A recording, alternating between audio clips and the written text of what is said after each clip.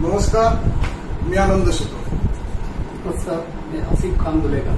मित्रहो, आज 28 मे आपल्या अहमदनगर शहराचा आज वर्धापन दिन आहे. 1490 साली या शहराची स्थापना झाली. भारतामध्ये अनेक शहरं आहेत की ज्यांना 500-600 वर्षापूर्वीचाही इतिहास आहे, परंतु कोल्हापूर किंवा वाराणसी यासारखी जी शहरं आहेत, ह्या शहरांना असणारा जो इतिहास आहे हा धर्मस्थळ किंवा तीर्थक्षेत्राचा इतिहास आहे. परंतु संपूर्णपणे एका राज्याची राजधानी म्हणून जे शहर स्थापन झालं आणि त्या शहराला जो इतिहास झाला, अशी जी काही भारतामध्ये मोजकी शहरं आहेत त्याच्यापैकी एक शहर आहे ते अहमदनगर शहर आहे.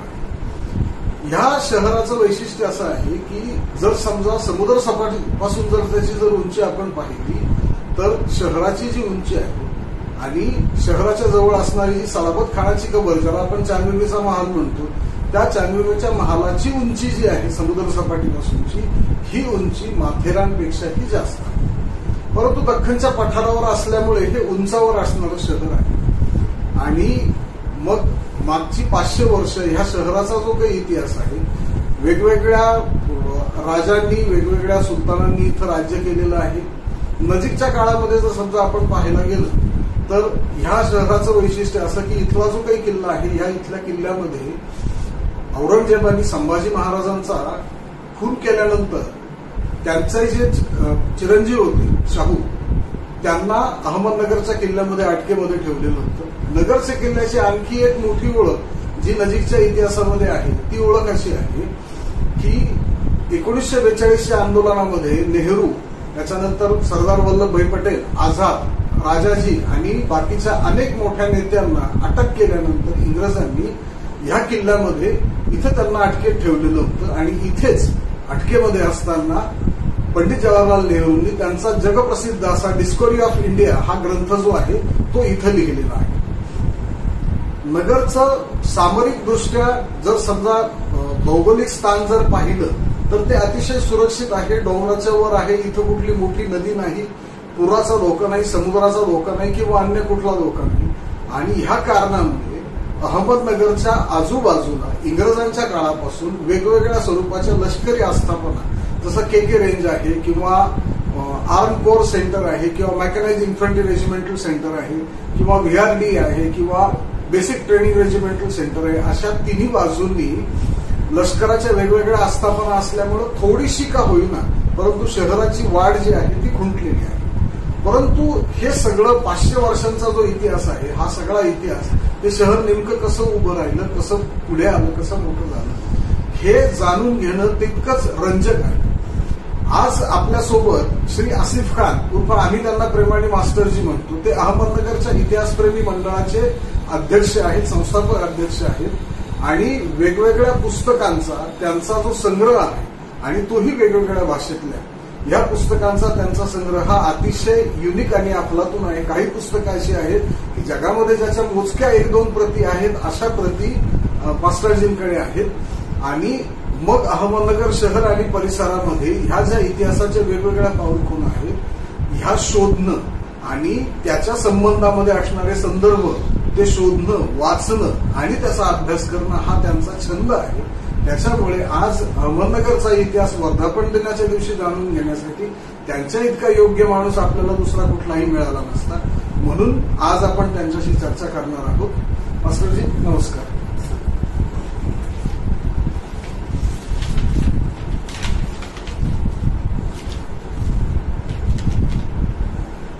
ते जे आपण अहमदनगर शहर म्हणून ज्या वेळेला म्हणतो, ह्या अहमदनगर शहराची नेमकी स्थापना 1490 झाली, पण ती नेमकी कुणी केली? याचा इतिहास असा होता, महबूब शाह बामणी याचा जेव्हा अंत झाला, बामणशाहीचा अंत झाला, तर ते निजामशाही, आदिलशाही, कुतुबशाही, बिदरशाही येते. तर जहांगीर खान म्हणून जे सरदार होता, जे अहमदनगरमध्ये आला आणि त्यांनी अहमद निजाम शाहचा आणि त्याचं एक युद्ध झालं भिंगारला. भिंगारची त्याचा जे युद्ध झालं, भिंगारच्या भूमीवर ते पराजित झाला. तेव्हा ते पराजित झाल्यानंतर ते जे जागा होती, ते जागेवर त्यांनी असा एक विजयस्तंभ किंवा विजयासाठी इथं एक त्यांनी असा एक महाल बांधला. तो छोटासा महाल होता. नंतर ते कोटबाग निजाम झाला, अहमदनगरचा किल्ला झाला, पण तिथून त्याची सुरुवात झाली. आणि त्यानंतर ते केल्यानंतर त्याला असं वाटलं तर त्याच्यात असे छोटे छोटे जे असे कथा येतात. तो एक ठिकाणी अशी कथा येते का एक ससा आणि कुत्रा, ससाच्या पाठीमागे लागला होता, पण एक लेवलला जाऊन ते कुत्रा थांबला आणि ससा थांबला आणि ते कुत्र्यावर म्हणजे त्यांनी चाल केली. अहमद निजाम शाहने ते पाहिल्यानंतर असं म्हटलं की हे मातीमध्ये असं काहीतरी आहे, ससा पण कुत्र्याला घाबरतो. बरोबर. म्हणून हे जी भूमी आहे हे म्हणजे नाही का विरोध करणारी किंवा बंड करणारी अशी भूमी होती. अशी भूमीमध्येच माझं राज्य स्थापन व्हायला पाहिजे आणि ते व्हायला पाहिजे, एक कथा अशी पण येते. आणि मग तिथं त्यांनी बांधल्यानंतर त्याच्या मनात आलं की तो आपण इथंच एक शहरची निर्मिती करू. त्याचे दोन कारण होते. पहिलं कारण असं होतं तर जुन्नर आणि दौलताबाद याच्यामधला जे संघर्ष होता किंवा हे जे चालू होता त्याच्यामधली अहमदनगर एक असं प्रॉपर हे होता, इथून दोन्ही सेम डिस्टन्सवर होते आणि त्यांचं जे त्याच्यावर नजर ठेवणे किंवा शत्रूंचं काय चाललं याच्यासाठी त्यांनी अहमदनगरला चॉईस केली. त्यानंतर आता शहर वाचवायचं त्याला समजत अगोदर जे गरज असते ते पाणीची असते. बरोबर. सीना नदीचे काठी त्यांनी 430 बिघा किंवा 430 एकर ही जागा अशी रिझर्व केली आणि त्यांनी पूर्ण त्याचं प्लॅनिंग त्याच्यावर 27 रस्ते काढले. 27 रस्त्याचं एक वैशिष्ट्य असा होता तर कोणताही रस्ता सरळ नव्हता. पूर्ण म्हणजे आज पण आपण शहराची परिस्थिती पाहिली तर हे टोकापासून ते टोकापर्यंत असा कोणताच रस्ता नाही. असं काय केलं नाही म्हणजे असे सरळच्या ऐवजी म्हणजे असं प्रॉपर टाउन प्लॅनिंग ज्याला आपण म्हणतो त्याच्याऐवजी हे असे नागमोडी असेल त्याला काहीतरी विशिष्ट कारण असेल. म्हणजे भविष्यात कधी इथं काय अटॅक झाला किंवा शत्रूंनी काही हे केलं तर त्यांना असं सरळ त्यांना ते म्हणजे काय भूलभुलैयामध्येच त्यांनी असं भटकायला पाहिजे की त्यांना लक्षात यायला नाही पाहिजे कुठं महाल आहे कुठं काय आहे. ते हिशोबाने ते पूर्ण शहराची निर्मिती करण्यात आली. आणि सरळ रस्ता नसल्यामुळं आज पण त्या नगर म्हणजे तशीच परिस्थिती आहे. 3 अँगल म्हणजे चौकापेक्षा 3 रोड असे जास्त आपल्याला नगर शहरामध्ये भेटतो. बरोबर. चौक कमी आहे, 3 रोड जास्त आहे. 3 रोड 6 रोड असे 7 एक ठिकाणी अशी निर्मिती केली. आणि पहिला महाल त्यांनी जुनी महापालिकाचा बेग पटांगा या ठिकाणी त्यांनी पहिला स्वतःसाठी एक महाल बांधला.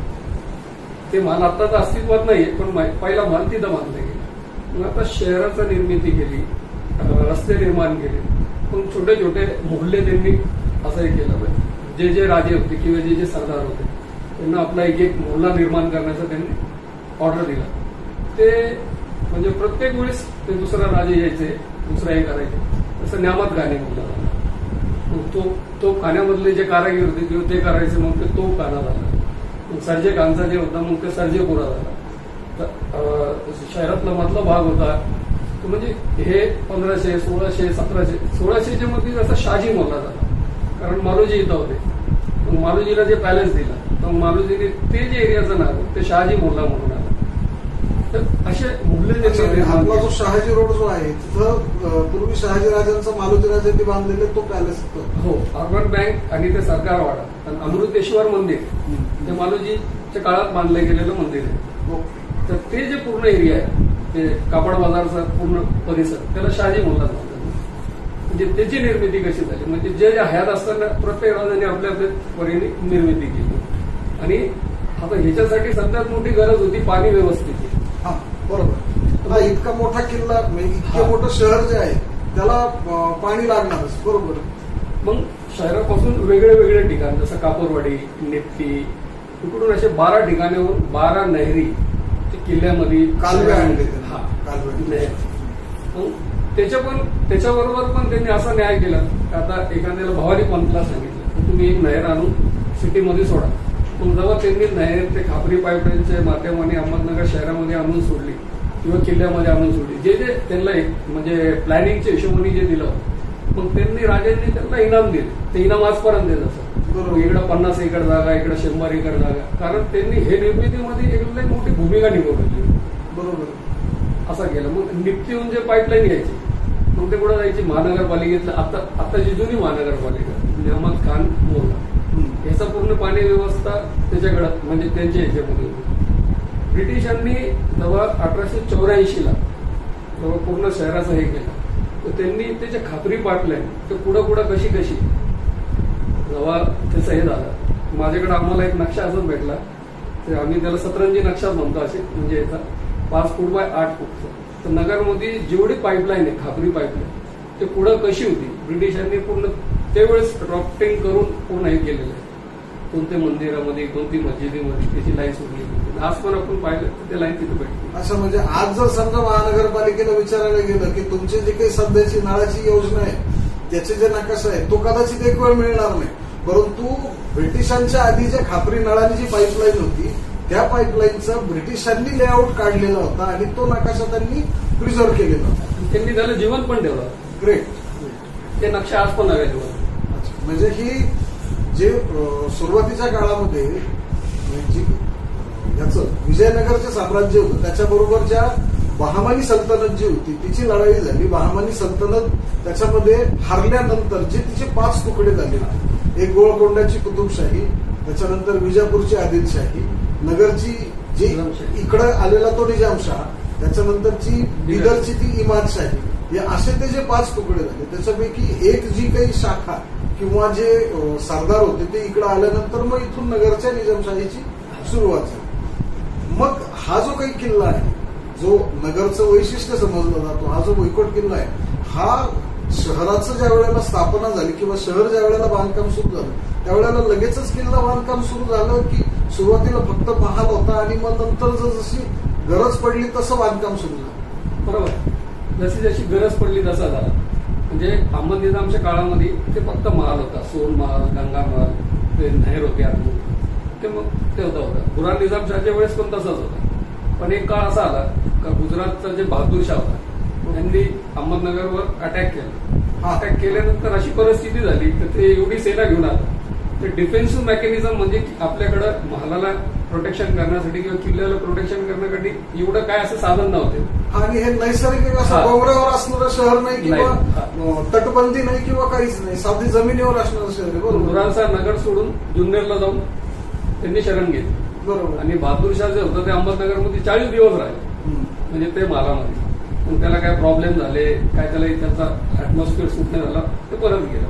त्याच्यानंतर हुसेन शाहचे आणि याचे मग असं हे आलं की बाबा असं कवर चालणार म्हणजे असं कुणी अटॅक करून जाईल कुणी हे करून जाईल. तर त्यांनी एवढा फास्ट बांधणारा किल्ला तर त्यांनी आपल्या 24 सरदारांना जे काय होते त्यांना घेतलं. ते म्हटलं तुम्ही आपल्या नावाचं एक बुरुज बांधायचं आणि बाकी तुम्ही काहीच दुसरं काम नाही करायचं, फक्त बुरुज कसे बांधता येईल तुम्हाला आणि लवकरात लवकर बांधता येईल. म्हणजे समजे सरदारांना एक बुरुज दिलं. काही पोर्तुगीज इंजिनियर हुसेन निजामशाह बरोबर होते कारण पोर्तुगीजांचे आणि निजामांचे संबंध एकदम चांगले होते. ते कसे चांगले होते म्हणजे त्यावेळेला युरोपियन जे काही मायग्रेंट्स किंवा युरोपियन लोक जे काही होते ते नगरमध्ये इथं राहायला यायचे की व्यापारी संबंध होते नेमके? नाही, पोर्तुगीजांचे संबंध कसे? पोर्तुगीजांचे इंजिनिअरिंगचे संबंध होते म्हणजे कन्स्ट्रक्शन निर्माण करण्यामध्ये. दुसरे म्हणजे डॉक्टरी वैद्यकीय क्षेत्रामध्ये त्यांचा एक फार मोठा योगदान होतं. एक जे डॉक्टर होते ते जे नगरला आले होते त्यांचा गार्सिया दि आर्टिनो म्हणजे 1568 मध्ये ते भारतात होते. गोवामधून बुरहान निजामशाह कधी आजारी पडला किंवा हे पडला तर हे त्याचे नेमलेले एक डॉक्टर होते. त्याच्यामुळे त्यांचे संबंध असे होते का जवळ हे दोघं हयात होते. म्हणजे गोवाच्या ह्याच्यामध्ये आणि नगरचे अहमदनगरचे निजामशाहीमध्ये कधीच प्रॉब्लेम आले नाही आणि यांनी एक दुसऱ्याला एवढा सहकार्य केलं. गोव्यातला जे एक मोठा सेनाधिकारी होता ते तिथून जेव्हा गोव्यातून सोडून आला नगरमध्ये त्याचा एक लय मोठा म्हणजे त्याला पद देण्यात आलं. किती 1000 सैनिकांचा त्याच्याकडे हे देण्यात आलं आणि त्यांनी एकदम चांगलं काम केलं इथं. पण नगरचं जे आपण पहिले जे विषय आपण हे केलं की अहमदनगरचं नाव कसं पडलं किंवा अहमदनगरची निजामशाही कशी झाली तर त्याच्यावरून असे वेगळे येतात. इतिहास संशोधन मंडळांनी जसं हे केलं त्यांनी असं एक केलेलं आहे की जेव्हा किल्ला बांधायचा होता बिगाम हार म्हणून एक व्यक्ती होता म्हणजे त्यावेळेस अशी एक परंपरा होती एक मोठी इमारत बांधायची असेल तर कोणीतरी त्याचा बळी द्यावा लागत असेल. तर हे अंधश्रद्धा तिथं पण होती. तर किल्ल्याचे बेसमेंटला भिगा मारला जीवन गाळण्यात आलं आणि त्याच्या ह्याच्यावर हे किल्ल्याचं निर्माण करण्यात आलं. इतिहास संशोधन मंडळीने त्याच्यावर एकदम असं विस्तारशीर त्याच्यावर एक प्रकल्प काढलेला आहे. आणि त्याच्यानंतर त्याच्या अगोदर जसं अहमदनगरचं एक असं झालं तर त्याचं काय आहे असं होतं की जहांगीर खान तेव्हा जिंकले तर सलाबत खान पहिला, सलाबत खान दोन होते. म्हणजे हे सलाबत खान मकबरेवाला वेगळा आणि सलाबत खान पहिला. सलाबत खान खिलची त्याचा असं हे होतं ते त्याचा लकब होता. अहमद निजाम शहाने त्याला विचारलं की आपला याच्यावर आपण विजय प्राप्त केला, जहांगीरला आपण हे केलं, आता हे संपलं, आपल्याला आपलं राज्य निर्माण करायचं, मग शहराचं नाव काय ठेवायचं आणि कसं ठेवायचं. तर सलाबत खानने त्याला एक असा सल्ला दिला की अहमदाबाद हे जे शहर, अहमदाबादचा जे राजा होता त्याचं नाव अहमद होता, तिकडचा जे काजी होता न्यायाधीश होता त्याचं नाव अहमद होता, तिकडचा जे कोतवाल होता म्हणजे काय म्हणजे डिफेन्स पोलीस सिस्टीम त्याचा राजा होता, ते समजे अहमद अहमद अहमद होते. आपल्या इकडे एक प्रॉब्लेम आहे म्हणजे प्रॉब्लेम आपला असा आहे की तुमचं नाव अहमद आहे, इकडचं जे न्यायाधीश आहे त्याचा मुख्य न्यायाधीश काझी आहे त्याचं नाव अहमद आहे, दुसरं जे काय म्हणतात त्याला कोतवाल आहे त्याचं नाव अहमद आहे. फक्त प्रॉब्लेम असा आला का जे पंतप्रधान किंवा पंत हे वजीर आझम आहे, वजीर आझम तर ते मी आहे म्हणजे पूर्ण चालवणारा मी आहे. पण प्रॉब्लेम असा आहे की माझं नाव अहमद नाही आहे, माझं नाव सलाबत खान आहे. म्हणून तुम्हाला एक असा माझा सल्ला आहे बोले की आपल्या इथे मध्ये एक हपशी आहे सिद्दी अहमद म्हणून, ते सेनापती आहे, तर मी माझे पदाचा राजीनामा देतो, तुम्ही मला पदावरून काढून टाका आणि सिद्दी अहमदला हे पदावर घ्या. तर आपली जी सिक्वेन आहे त्या राजा अहमद, सेनापती अहमद, कोतवाल अहमद, न्यायमूर्ती अहमद, मग अहमद बादशाह अहमद निजामचा लय खुश झाला, बोले चांगलं आहे आणि अहमदनगर हे नाव आपण त्याला देण्यात येईल. म्हणजे पहिल्यांदा सत्तासाठी कुर्बानी काय असते ते सलाबत खानने आपल्याला नगरमध्ये पायंडा घालून दिला. पंतप्रधान कोण सोडतोय फक्त कशासाठी हे नाव आपलं जिवंत राहावं बरोबर आणि हे नाव आपल्याला भेटा आणि त्यानंतर अहमदनगर हे शहराचं नाव नामांतर करण्यात आलं. मग हे जे शहर जे होतं त्यावेळेला ह्या सगळ्या राजांनी सत्ता स्थापन केली आणि शहर सुरू झालं. मग हे व्यापारी शहर म्हणून जे आहे हे नेमकं कसं नावारूपाला आलं. कारण आपण जे काही वाचतो ते जे लाड, कारंजा, पैठण, जुन्नर, नगर, जुन्नर, त्याच्यानंतर नाणेघाट, नाणेघाटातून कल्याण, म्हणजे जुन्या काळी असं म्हटलं जातं की शहराचं अहमदनगर शहराचं वैभव इतकं मोठं होतं की बगदाद सारख्या शहरांबरोबर त्याची तुलना केली जायची. मग हे व्यापारी आणि श्रीमंत शहर म्हणून जे आहे हे नावारूपाला आणण्यामध्ये ह्या राजांचं काय नेमकं योगदान होतं, यांनी काय म्हणतात. एक 1510 मध्ये ना एक पोर्तुगीज प्रवासी भारतात आला होता, बार्सी जोत, त्यांनी त्याच्यावर एकदम विस्तारशीर लिहिलेलं आहे. ते म्हणतो चोल हे जे होता कुलाबापासून रेवदंडा चोल आपण म्हणतो, रेवदंडाला तिथं छोटा किल्ला पण आहे बरोबर. तिथं त्यांनी एक मोठी बंदरगाह निर्माण केली अहमदनगरच्या निजामशाहीने आणि ते बंदरगाहचं स्वरूप असा होता तर जगातला कोणताही व्यापारी त्यांनी पुढे सरळ न जाता बरोबर त्याला एक स्टॉप भेटतो, इकडं त्याला एक मार्केट भेटतो आणि मग हे टाईपचं त्यांनी हे सुरुवात केली. आणि इराण बरोबर भारताचे लय संबंध होते कारण इराणी लोकांचा अहमदनगरच्या ह्याच्यामध्ये लय मोठा रोल होता बरोबर. म्हणजे बगदाद किंवा कायरो इकडे तर तिकडचे जे लोक यायचे असं जसं हस्त बहिष्ट महल आपण नगरमधला पाहिलं ना सेम असा हस्त बहिष्ट महल इराणला पण इराणमध्ये पण ह्याच्यापेक्षा मोठा आहे. ओके. असे म्हणजे लई सिमिलर जे हे स्ट्रक्चर. तर यांनी काय केलं होतं तर तिकडं फक्त एक आजच्या भाषेत सांगायचं गेलं तर आर्किटेक्ट टाईप एक डिझाईन करून आणायची आणि भारतीय लोकांकडून हे डिझाईन करून घ्यायची बरोबर. म्हणजे अशी निर्मिती झाली किंवा चांदबिबीचा माल झाला, आपण त्याला चांदबिबीचा माल म्हणतो, सलाबत खान माल झाला किंवा फराबाग झाला, हस्त बहिष्ट महल झाला. फराबागचा जो काही महाल आहे याच्यावरच ताजमहालचं स्ट्रक्चर आहे की त्याच्यामध्ये काही सिमिलरिटी किंवा याच्यावरून प्रेरणा घेऊन ते तयार केलेलं आहे. असं म्हणतात का जेव्हा त्याला इकडं नगरला जेव्हा आला होता ते इथं राहिला होता. म्हणजे मुरादची आणि चांदबिबीचा पण जेव्हा युद्ध झालं होतं 4 महिने 4 दिवस त्यांनी पूर्ण किल्ल्याला वेळा घातलेला होता आणि मग काही दिवसानंतर त्याला कोणीतरी सांगितलं का इकडे एक महल आहे म्हणून मुरादला. तर मग मुराद तिथं जाऊन राहिला फराबागला. तर त्याचं मन एवढं रमलं तिथं की त्यांनी युद्ध सोडून दिलं आणि तिथं ते म्हणायचं म्हणजे एकदम असा चुकून ते तिकडे राहिला. मग त्याला सांगितलं अरे आपण युद्ध करायला आले इथं पिकनिकला नाही आल्या, मग ते परत आला.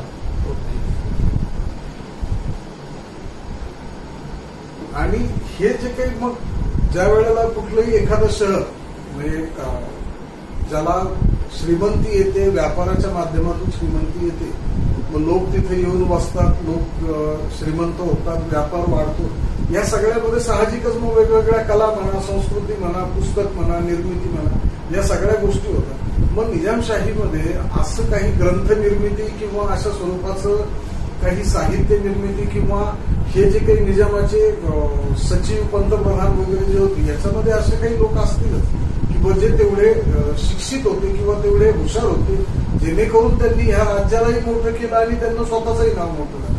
नाही ना, तसे म्हणजे अहमद निजाम शहाचे काळामध्ये त्यांचे जे अर्थमंत्री होते आणि त्याला पेशवे म्हणू किंवा चिटणीस म्हणू, ते सचिव पण होते, दलपत राय, ते अहमदनगरचे निजामशाहीमध्ये एक लय मोठे म्हणजे पहिले अहमदनगरच्या याच्यामध्ये लय मोठे पदवीवर होते. त्यांनी ना ते इकडं नरसिंहा प्रसाद हे ग्रंथ लिहिले आणि हे ग्रंथ एवढा मोठा आणि त्याच्यावर निजामशाही मधले जे सिस्टीम्स आहे किंवा धार्मिक ते याच्यावर गेलं, तर ते जे आहे ते विठ्ठल भक्त होते. ते दलपती राय हे त्यावेळेचे म्हणजे मोठे साहित्यकार होते आणि पूर्ण पाहणारे होते आणि विठ्ठल भक्त होते. तर पंढरपूरचा जेव्हा इतिहास लिहिला गेला तर त्याच्यामध्ये जी पंढरपूरची मांडणी गेली, पंढरपूरमध्ये विठ्ठलची मूर्ती कशी होती, साईडला काय होतं, तिथं कशी सिस्टीम चालायची, हे दलपत रायांनी जी पुस्तक लिहिली होती त्याच्यावरून त्यांनी रेफरन्स दिलेले. तर त्यांनी हे कधी लिहिलेली म्हणजे 1508-9च्या दरम्यान पंढरपूरची काय परिस्थिती होती ते त्यांनी पूर्ण मांडणी केली. दुसरं एक साहेबजी प्रतापराज हे बुरहान निजाम शहाच्या काळामध्ये म्हणजे अहमद निजाम शहाच्या मुलाच्या काळामध्ये हे पण सचिव होते, हे पण पेशवे, चिटणीस, आणि हे जे चिटणीसचं पद होता यांनी निर्माण केला. म्हणजे कोणाबरोबर काय राजकीय चर्चा करायची हे करायचं यांच्या मार्फतच व्हायची. बरोबर. आणि यांचे मोठे मोठे पद होते, डिप्लोमॅटिक पूर्ण हेच पद्धतीने हे सगळं पाहिजे. यांनी 2 ग्रंथ लिहिले होते, परशुराम प्राप्त आणि दुसरं लिहिलं होतं भार्गवची दीपिका, दोन्ही संस्कृत ग्रंथ यांनी लिहिले होते. आणि राजांनी बुरहान निजाम शहाने खुश होऊन त्याला प्रतापराज हे जे त्याचं नाव होतं त्याच्या नावाला प्रताप राय म्हणून अशी पदवी दिली आणि त्याचा एक सन्मान केला होता. आणि हे चिटणीस होता. तर उर्दू पर्शियनच नाही तर संस्कृत आणि दुसरे हे भाषेमधले पण जे ग्रंथ आहे ते अहमदनगरमध्ये लिहिले गेले. अजून एक होता दुसरा, त्याचं नाव होतं रुस्तुम जलालुद्दीन, हे इराणहून आला होता. याचं एक वैशिष्ट्य असं होतं की हे जडीबुटीवर म्हणजे चांगला त्याचा अभ्यास होता, हकीम. त्यांनी ते जडीबुटीवर म्हणजे कोणती जडीबुटी अहमदनगरमध्ये भेटते आणि ते जडीबुटी कोणत्या आजारावर काय काम करते याच्यावर 600 पानाचा एक मोठं पुस्तक लिहिलं. अच्छा, म्हणजे हे गर्भगिरी डोंगरामध्ये असं म्हणतात की त्या वेगवेगळ्या औषधी वनस्पती किंवा बाकीच्या म्हणजे हे त्याच संदर्भामध्ये हा ग्रंथ होता. आयुर्वेदिक म्हणा किंवा निसर्गोपचार स्वरूपामध्ये कुठल्या झाडाचं काय वैशिष्ट्य, आणि त्याचं वैशिष्ट्य असं आहे की ते पुस्तक आज पण अवेलेबल आहे. ग्रेट. म्हणजे असे साहित्यामध्ये हे लोकांनी पण लई काम केलेलं आहे. म्हणजे त्या पंढरपूरच्या विठ्ठलाचा जो संदर्भ आहे ते पुस्तकाचा जर विचार केला तर आपली जी वारी जी आहे, पंढरीची जी वारी ज्याला आपण म्हणतो, देहू आणि आळंदीहून सुरू होणारी जी वारी आहे त्याच्यात पूर्ण डेफिनेशन दिलेली आहे. ही वारी सुरू झाली तुकाराम महाराजांच्या काळापासून आणि हा जो काही ग्रंथ आहे याचा कालखंड तुकाराम महाराजांच्या पण आधीचा आहे, राधा शहाजी महाराजांच्या पण आधीचा आहे. म्हणजे त्यावेळेस पासून महाराष्ट्रातून ह्या पंढरपूरचा जो विठोबा आहे त्याच्याशी वेगवेगळ्या स्वरूपामध्ये वेगवेगळ्या लोकांचे संबंध त्यावेळेस पासून तिथं होते. आणखी एक नगरचं आणखी असं वैशिष्ट्य म्हटलं जातं की नगरला तोफखाना जो आहे, आपण आता तो एक भाग समजतो किंवा एरिया समजतो, परंतु नगरचं वातावरण किंवा नगरची हवा जी आहे, कोल्हापूर किंवा नगरची, इथं कास्टिंग जे आहे म्हणजे जे ओतीव काम धातूचं जे होतं ते इथं चांगलं होतं म्हणून इथं तोफखाना होतो. तर मग इथं अशा कोणकोणत्या तोफा किंवा असं इथल्या तोफखान्याचं काय वैशिष्ट्य होतं? तुमच्या हेच गोष्टीला उत्तर देताना फक्त 1-2 मिनिटं तुम्हाला थोडं मागं नेतो. म्हणजे नगरचं हे जे वातावरण आहे म्हणजे क्लायमेट, ऍटमॉस्फिअर हे कसं होतं आणि ह्याचं आपण कसं हे करू म्हणजे सायंटिफिकरित्या आता समजा त्याला परापक्ष महल बांधायचा होता, बरोबर, किंवा हस्तबहिस्त महल बांधायचा होता.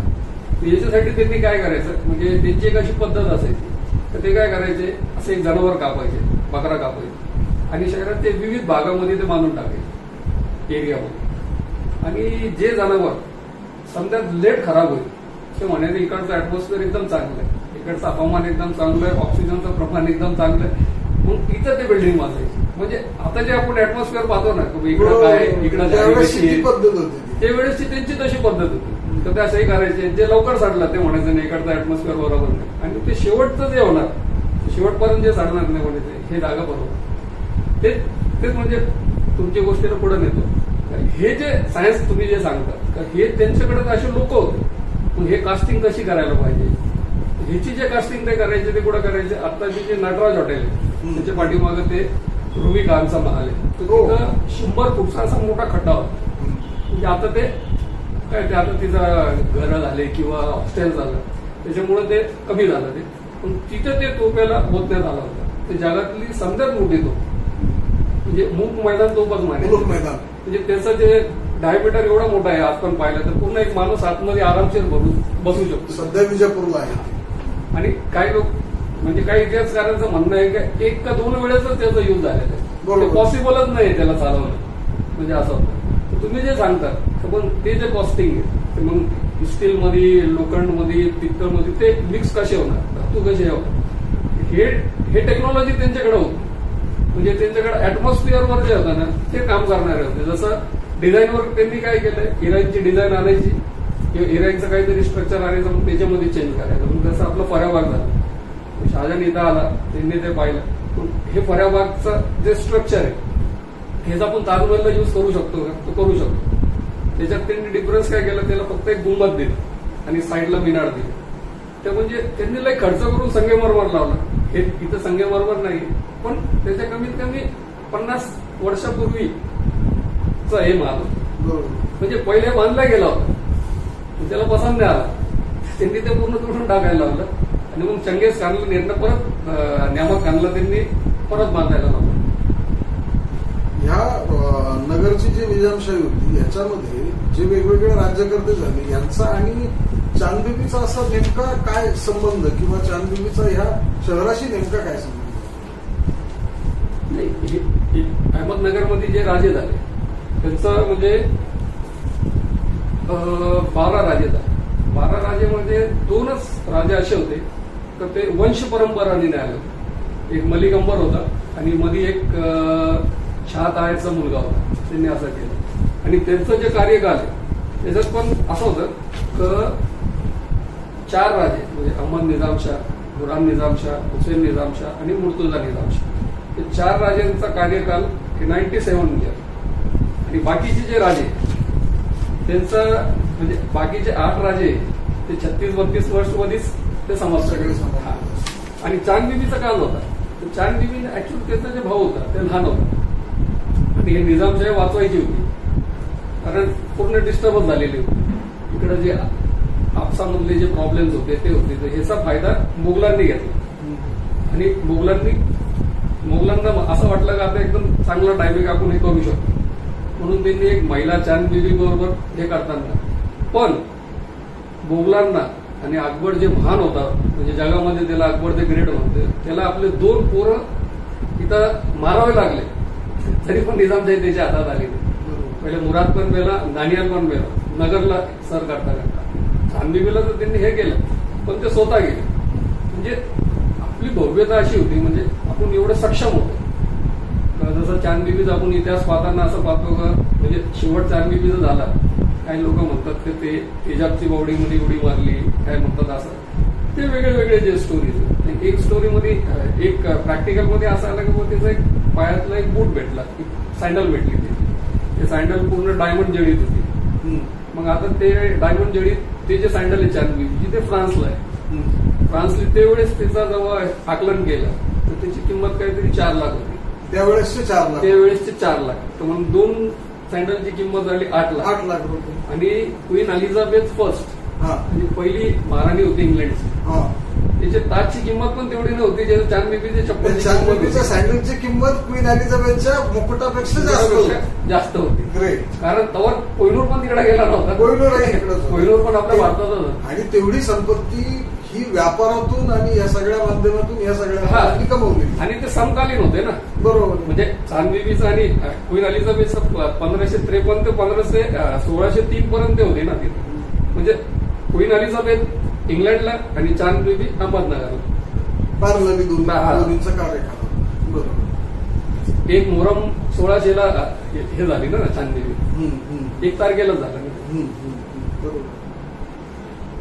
हा जो नगरच्या भोवतीचा जो इतिहास आहे, म्हणजे नगरला जसा औरंगजेब शेवटी 27 वर्ष इथं झगडून मराठा साम्राज्य बुडवण्यासाठी म्हणून औरंगजेबाने प्रयत्न केला, शेवटी औरंगजेबाचा अंतही इथेच झाला.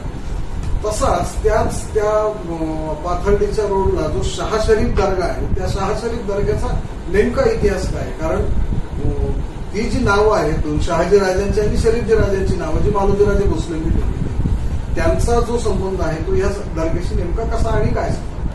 नाही, ते शाह शरीफ हजरत जे होते ते गुजरातहून इकडे आलेले होते अहमदनगरला, आणि त्यांची बहीण पण होती त्यांच्याबरोबर. सुफी संतांचा असं असतो की एक वेळेस माणूस त्यांच्या जवळ गेला किंवा हे झालं ते त्यांची प्रेमात पडतो. तर मालोजी राजेंचा त्यांच्यावर असा एकदम श्रद्धा होती किंवा प्रेम होता. म्हणजे असं प्रेमात पडले त्यांच्या एका नाही का, त्यांना असं वाटायचं कसं माणूस आहे. एक सुफी संतांवर एक वेगळी श्रद्धा होती. आणि ते श्रद्धे कुठे जेव्हा यांना मुलगा नव्हता, म्हणून मालोजी राजेंनी जेव्हा पहिला मुलगा झाला तर त्यांनी पहिला नाव शहाजी ठेवलं. 2.5 वर्षानंतर शरीफजी झाले. बरोबर. दुसऱ्या मुलाचं नाव शरीफजी ठेवलं. त्याच्यानंतर तिकडचं जे पूर्ण समोरचं जे हौद होता बारो म्हणण्यापेक्षा बारोची निर्मिती मालोजी हयात असताना मालोजींनी ते निर्मिती केली. आमचा अहमदनगर म्हणून एक पुस्तक आहे पारिक सरांनी लिहिलेलं, 1932ला लिहिलेलं. त्याच्यामध्ये त्यांनी चांगली मांडणी केली. म्हणजे ते मालोजींनी बांधलं आणि मालोजी गेल्यानंतर शाह शरीफची जे दर्गा आहे ते शहाजी राजांनी बांधलं. आणि त्यावेळेस कमीत कमी 2 लाख रुपये खर्च शहाजींनी ते पूर्ण शाह शरीफची दर्गा बांधण्यासाठी केला. बरोबर. असं त्याचा पूर्ण उल्लेख त्या पारिक सरांनी त्यांच्या पुस्तकात दिलेला. आणि तेच परंपरा नंतर शाहू, पेशवे, ब्रिटिश त्या समजांनी त्याला ते जे इनाम ते ठागिरी ते पूर्ण देत राहिले. बरोबर. ते म्हणजे प्रेमपोटी किंवा सुफी संतात आणि डायरेक्ट त्यांनी त्याच्यात लिहिलेलंच आहे ना, हे माझे कुलदैवत. बरोबर. मालोजी राजेंनी ते पत्र लिहिलं, हे माझे कुलदैवत शाह शरीफ शेख मोहम्मद महाराज, हे माझे कुलदैवत. म्हणजे आता इथं जात धर्म कोणतं काहीच विषय नाही आला, ते डायरेक्ट माझे कुलदैवतच लिहिलेलं आहे. आणि पुढे त्यांनी असं पण लिहिलेलं आहे, हे मी जे जमीन घेतो आणि ह्यांना देतो, माझ्या नंतर माझे वंशज पण याच्यावर दावा करू शकत नाही. बरोबर. कारण माझी येतो. असा गेल्या 500 वर्षांमधला जो इतिहास आहे, हा इतिहास हा एक कल्ली किंवा एका बाजूचा किंवा हा आक्रमकांचा इतिहास नसून इथली जी काही स्थानिक लोक होती आणि इथल्या स्थानिक लोकांच्या बरोबरीने ह्या राजांची राज्य जी आहेत ती मोठी झाली. बरोबरीने इथल्या शहरांचाही विकास झाला, व्यापारी पद्धतीने शहरं मोठी झाली.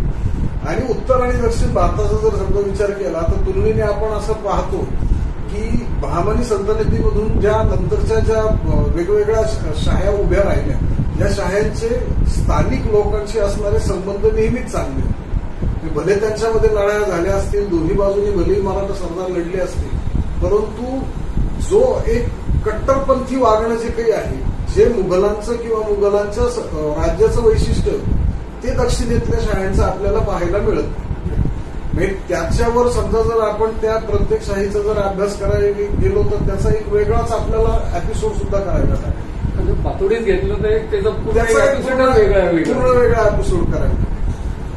सर, आपण आज ही सगळी माहिती दिली. नगरच्या शहराचा जो इतिहास आहे, या निमित्ताने नेमकं हे शहर कसं उभं राहिलं, कसं पुढे आलं, कसं मोठं झालं, या सगळ्याची तुम्ही आम्हाला माहिती दिली. त्याच्याबद्दल आपले धन्यवाद. खूप खूप आभार.